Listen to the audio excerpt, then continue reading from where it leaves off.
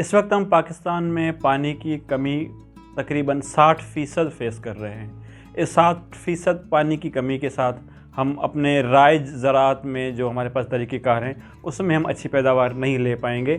اس لیے ضروری ہے کہ ہم کچھ ایسے طریقہ کار اختیار کریں جن کے ذریعے ہم مناسب اور اچھی پیداوار لے سکیں۔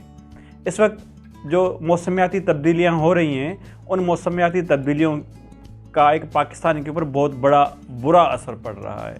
اسی برے اثر کی وجہ سے ہمارے پاس جو ہے وہ پانی کی کمی بھی ہو رہی ہے اور بارشوں کی کمی بھی ہو رہی ہے اس وقت۔ اس لیے جو اس کا پہلا حل ہے وہ یہ ہے کہ ہم فصلات کو تبدیل کریں، یعنی وہ فصلات جن کو زیادہ پانی چاہیے اپنی پیداوار دینے کے لیے، ان فصلات کو ہم تبدیل کریں ان فصلات کے ساتھ جن کو کم پانی چاہیے۔